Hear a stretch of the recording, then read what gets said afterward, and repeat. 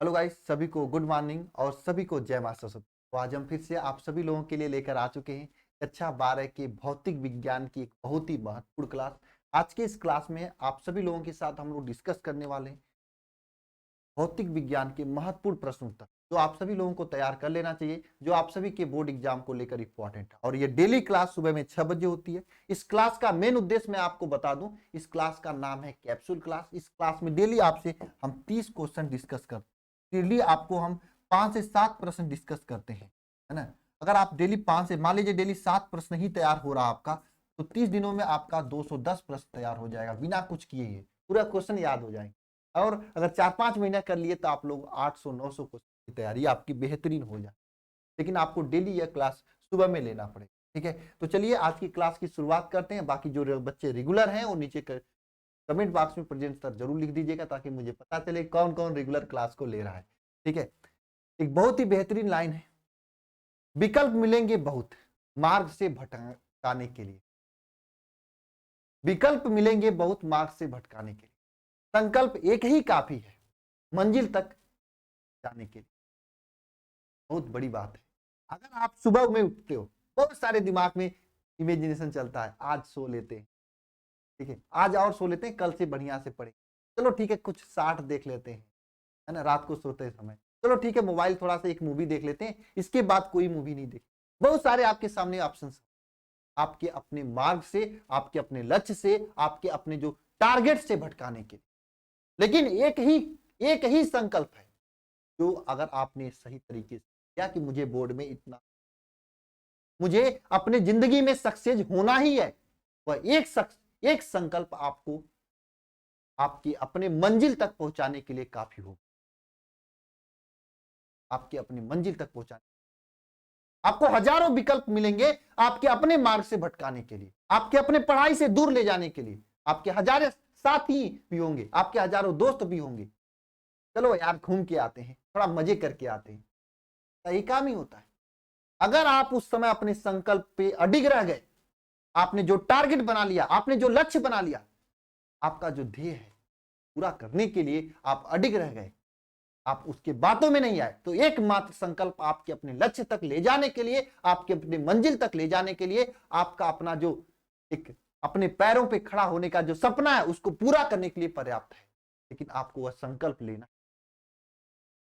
तभी से कहूंगा सुबह की शुरुआत हो चुकी, और सभी लोग आज के दिन का एक संकल्प लें कि आज मुझे दिन भर में क्या करना है और कैसे करना है। पूरा टारगेट बनाए और दिन की बेहतरीन शुरुआत करें। मेरी शुभकामनाएं आप सभी, ठीक है। चलिए, और हाँ, कुछ बच्चे वे हैं जो नए बच्चे हैं, अभी तक तैयारी की शुरुआत नहीं की, उनको कुछ समझ में नहीं आ रहा है, सर कहां से पढ़ें, कैसे पढ़ें, बैकलॉग उनका ज्यादा हो गया है, न तो बैकलॉग कवर कर पा रहे हैं, नहीं रिवीजन कर पा रहे हैं। तो आप सभी लोगों के लिए एक डेडिकेटेड बैच स्टार्ट कर दी गई है, शिखर 2.0 बैच। इसको आप ज्वाइन कर सकते हैं। इसमें आपको अगर ये टेंशन है कि सर सिलेबस कब तक कंप्लीट होगा, तो इसमें देखो भाई 10 लोग पढ़ाएंगे, 1 2 3 4 5 6 7 8 9 10 लोग पढ़ा रहे हैं, तो 100 दिन के अंदर, विद इन 100 दिन के अंदर आपका सिलेबस कंप्लीट हो जाएगा। और साथ में आपको 4 घंटे अपने से सेल्फ स्टडी भी करना है। 10 घंटे हमारे साथ, 4 घंटे सेल्फ स्टडी, कुल मिलाकर अगर आप 14 घंटे मेहनत कर रहे हो मेरे साथ जुड़ के, तो यकीन मानना आप जो भी चाह रहे हो वो परसेंटेज आप आसानी, आपकी 100% तैयारी हो जाएगी, क्योंकि इसमें आपकी पूरी चीजें कराई जा रही है। इसमें आपको डेली लाइव क्लासेज मिलेंगी, लाइव डाउट क्लास मिलेगा, क्लास नोट का पीडीएफ दिया जाएगा, हर एक शनिवार का आपका टेस्ट होगा ताकि आपकी तैयारी बेस्ट हो सके। स्टडी मटेरियल दिया जाएगा, स्टडी मटेरियल आपको दिया जाएगा बुकलेट फॉर्म में, और कंप्लीट सिलेबस के सभी महत्वपूर्ण प्रश्न, मॉडल पेपर, गेस्ट पेपर, पिछले 5 साल के क्वेश्चन पेपर आपको कवर कराए जाएंगे। इसके बाहर अगर आपने इतना कर लिया तो कुछ भी आपके एग्जाम में नहीं जाए। लेकिन हाँ, मेहनत करनी होगी, ये नहीं कि 2 घंटे 3 घंटे से कुछ होने। भाई मेहनत करोगे, जब रणभूमि में उतरोगे तभी कुछ होगा। अगर आप मेहनत नहीं करोगे ना, तो आज के बाद मैं पक्का बता रहा हूं, जब कभी आप सक्सेस नहीं होगे ना, मजदूरी करनी होगी, तब वो भी 8 घंटे 9 घंटे। भाई मेहनत कर लो, मजदूरी से बेटर है पढ़ाई करना, ठीक है। आप ज्वाइन करने के लिए अल्फा इंस्टीट्यूट प्रो ऐप को डाउनलोड कर सकते हो, या फिर ये नंबर है 930-577-1375, इस पे कॉल कर सकते हो। खैर चलिए हम लोग अपने क्वेश्चन पे चलते हैं। पहला प्रश्न आप सभी लोगों के सामने है, जिसको भी यह प्रश्न आ रहा है नीचे कमेंट बॉक्स में इसका आंसर लिखेगा। क्या है प्रश्न? मुक्त इलेक्ट्रॉनों के अनुगमन वेग से आप क्या समझते? मुक्त इलेक्ट्रॉनों का अनुगमन वेग क्या होता है, बताओ बताओ। मुक्त इलेक्ट्रॉनों का अनुगमन वेग क्या होता है? देखो, वैद्युत वह वेग जिसके द्वारा किसी चालक के अंदर इलेक्ट्रॉन वैद्युत क्षेत्र के प्रभाव से गति करते हैं उसे क्या कहते हैं? उस चालक का अनुगमन वेग या अपवाह वेग, इसे इंग्लिश में ड्रिफ्ट वेलोसिटी। जैसे आपके सामने एग्जामिनर में अगर एग्जामिनर ये क्वेश्चन पूछे तो आप बढ़िया से बनाना, ये इस तरह से एक चालक बनाना है। जितना एग्जाम में रंगीन बिरंगी फिगर वगैरह बनाएंगे उतना अच्छा नंबर मिलेगा। इसमें एक इलेक्ट्रॉन दिखाना, ऐसे बता देना इलेक्ट्रॉन ऐसे गति कर, ये चालक है, नीचे चालक लिख देना एग्जाम में। एग्जाम में ये क्वेश्चन पूछे तो ऐसे लिखोगे तो नंबर अच्छा मिलता है। देखो एग्जाम में प्रेजेंटेशन स्किल अच्छा होना। और ये सुबह वाली क्लास में अब हम एक नया संकल्प लिए कि आपको किस क्वेश्चन को कैसे एग्जाम में लिखना है, ये भी आपको मैं सिखाया करूँ। धीरे धीरे सीख जाओगे, डेली क्लास लोगे, ठीक है ना। देखो क्या होता है अनुगमन वेग, अब इसको लिख लेते हैं। वह वेग इसके द्वारा किसी चालक के जो मुक्त इलेक्ट्रॉन होते हैं, मुक्त इलेक्ट्रॉन वैद्युत क्षेत्र स्थिति में क्या गति करते हैं, है ना। अनुगमन वेग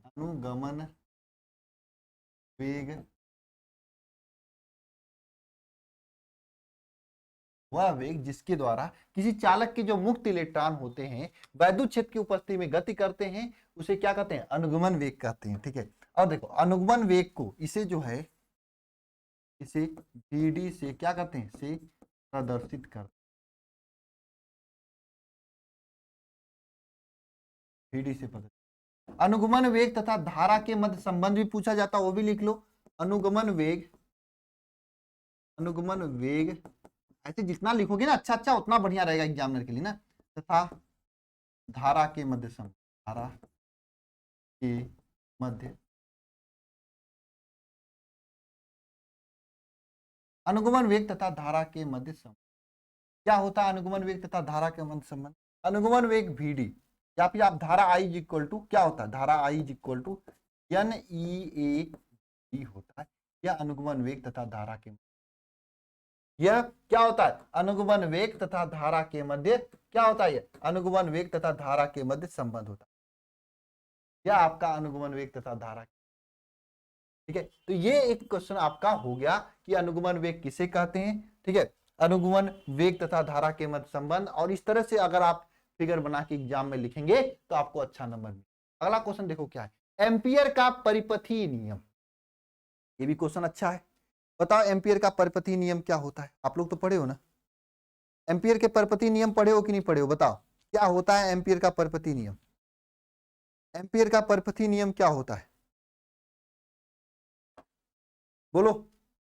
मैं कुछ समय दे रहा हूं, कुछ सेकंड दे रहा हूं आप सभी लोगों के लिए, खुद से करिए सभी लोग इसे।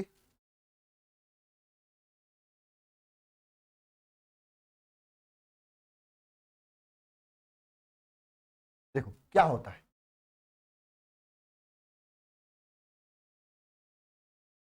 एम्पियर के परिपथीय नियम के अनुसार क्या होता है, किसी भी क्षेत्र के लिए चुंबकीय क्षेत्र B का रेखीय समाकलन, चुंबकीय क्षेत्र B का जो है रेखीय समाकलन उस बंद पाथ में बहने वाली धारा I का म्यू नॉट गुना।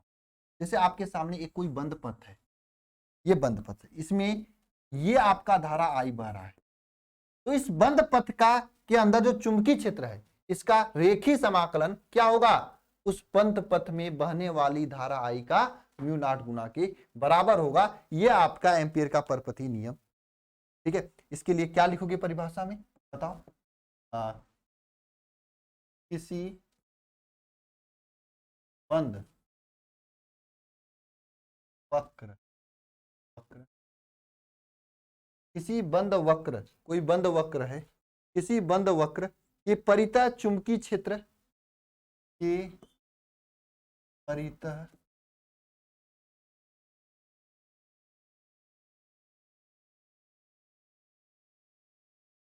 भी का रेखीय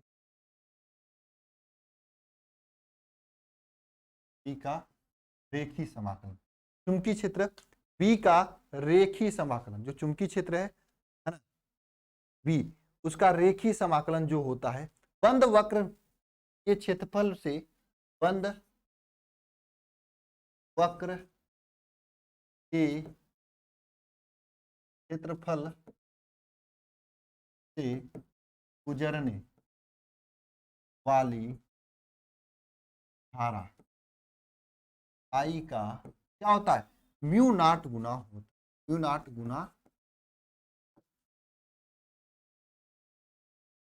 गुना होता है।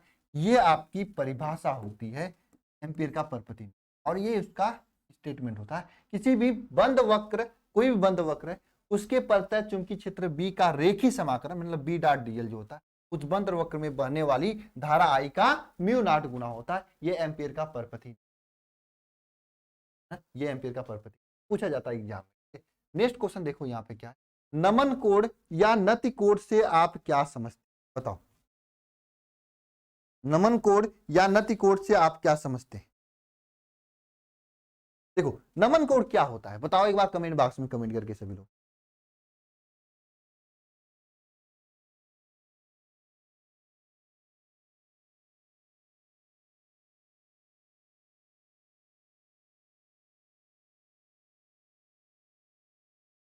तो नमन कोण क्या होता है बताओ। देखो नमन कोण क्या होता है, किसी स्थान पे चुंबकीय यामोत्तर से स्वतंत्रतापूर्वक लटकी हुई कोई चुंबकीय यामोत्तर है, यह स्वतंत्रतापूर्वक लटकी हुई कोई सुई है, वह क्षैतिज दिशा के साथ जो कोण बनाती है उसी कोण को नमन कोण या फिर नति कोण। परिभाषा क्या लिखोगे, किसी स्थान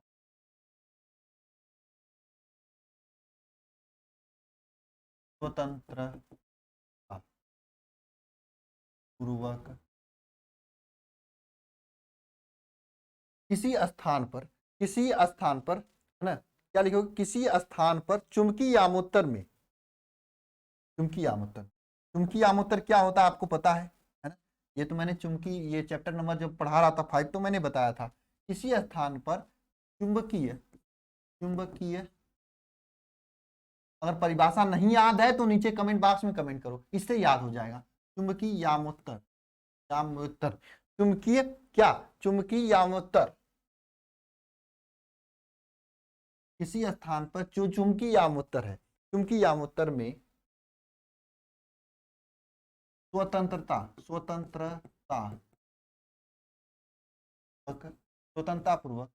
स्वतंत्रतापूर्वक जो है ना लटकी हुई चुंबकीय सुई, लटकी हुई चुंबकीय सुई है ना, लटकी हुई चुंबकीय सुई अक्ष द्वारा क्षैतिज, चुंबकीय सुई की अक्ष द्वारा, सुई की अक्ष द्वारा क्षैतिज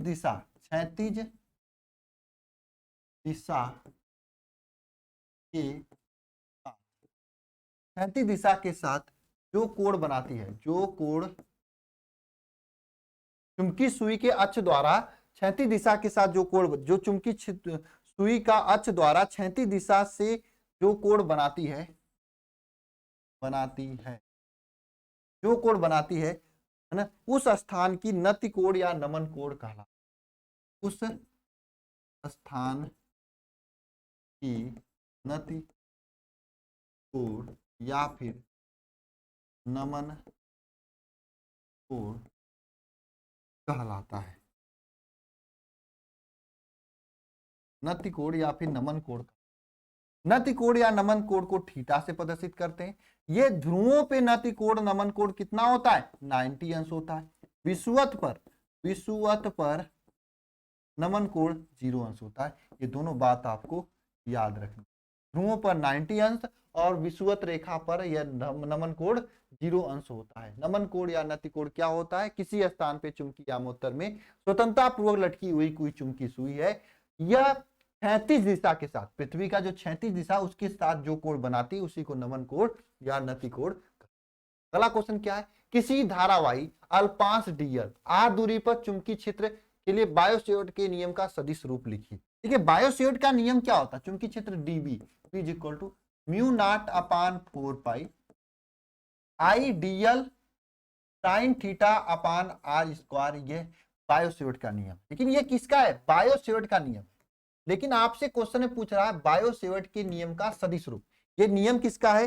बायो-सेवर्ट का है। और आपके क्वेश्चन में क्या पूछ रहा है? बायो-सेवर्ट के नियम का सदिश रूप। तो सदिश रूप क्या होता है? मैंने क्लास में लिखवाया था, ऐसा ही क्वेश्चन पूछता है। क्लास में मैंने लिखवाया था कि बायो-सेवर्ट का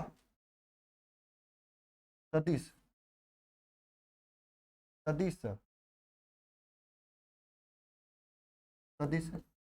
रूप क्या होता है? बायो-सेवर्ट के नियम का सदिश रूप क्या होता है?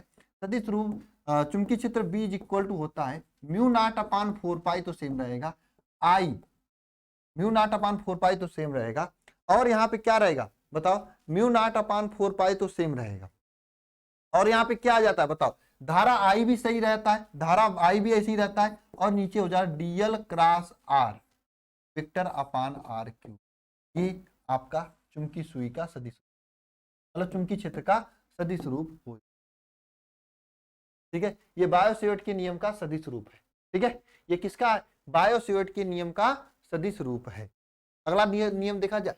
चलो अगला प्रश्न देखिए, चुंबकीय फ्लक्स की परिभाषा लिखिए। और मैं 2 क्वेश्चन आप लोगों के लिए होमवर्क देने वाला था,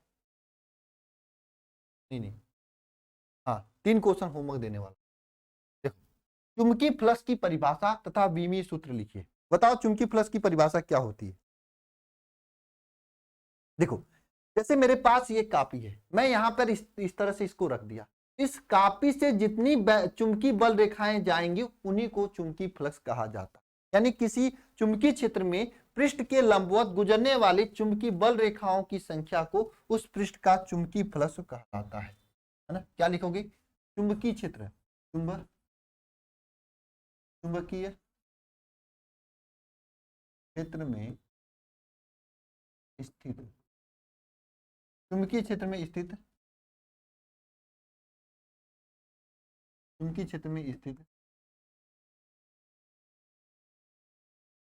किसी काल्पनिक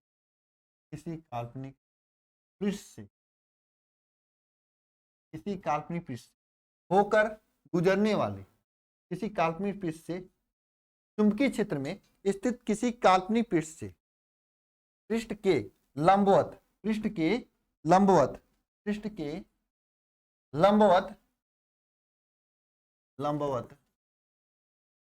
गुजरने वाली चुंबकीय बल रेखाओं की संख्या की है, बल रेखाओं की संख्या को, चुंबकीय बल रेखाओं की संख्या को क्या कहते हैं? चुंबकीय फ्लक्स का,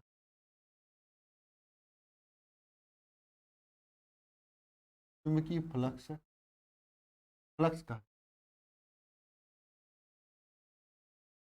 और चुंबकीय फ्लक्स को फाई से प्रदर्शित करते हैं। इसको चुंबकीय फ्लक्स को,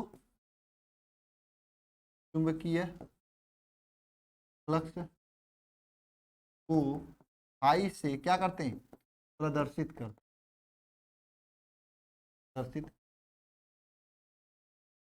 चुंबकीय flux phi is equal to क्या होता है? B A cos theta formula होता है। और आपसे पूछ रहा है चुंबकीय फ्लक्स का विमा भी लिखना, विमीय सूत्र पूछ रहा है। चुंबकीय फ्लक्स का जो विमीय सूत्र होता है M L square E minus 2 A inverse होता है। विमीय सूत्र क्या होता है ये आपको कमेंट बॉक्स में कमेंट करना है। ठीक है, AHW। इसके साथ में मैं 3 क्वेश्चन आप लोगों के लिए होमवर्क लाया हूं। एक चुंबकीय प्रेरण का लेंज का नियम या HW में है। कमेंट बॉक्स में सभी का आंसर होना चाहिए। और धारा घनत्व से आप क्या समझते हैं इसका मात्रक, ये भी HW में। ये 2 तो 60 क्वेश्चन हो गए। और ये लॉन्ग क्वेश्चन आप लोगों के लिए होमवर्क में है कि अनुगमन वेग से आप क्या समझते हैं। इलेक्ट्रॉनों के अनुगमन वेग सिद्धांत द्वारा ओम के नियम का निगमन कीजिए। इसे सॉल्व करके आप सभी लोग टेलीग्राम नंबर 930 577 1375 पर आप शेयर कर दीजिए। इस ये टेलीग्राम नंबर है, इस पे आप लोग सेंड कर दीजिएगा, मैं देख लूंगा या मेरे टीम में से कोई ना कोई आपके क्वेश्चंस का सोल्यूशन। आप इतना करते रहो, अगर 100 दिन करोगे 100 लाख क्वेश्चन आपके तैयार हो जाएंगे, 500 आपके 60 क्वेश्चन तैयार हो जाएंगे 100 दिन में एक subject. 500 lakh question 100 lakh question 560 question, 5 ही क्वेश्चन कर रहे हैं तो कितना 600 क्वेश्चन हो गए। बताओ कौन सा लाख जाएगा इसके बाद, कौन सा 60 इसके बाद जाएगा, कितना 60 देखा पूछा जाता आपके एग्जाम देखे ही होंगे।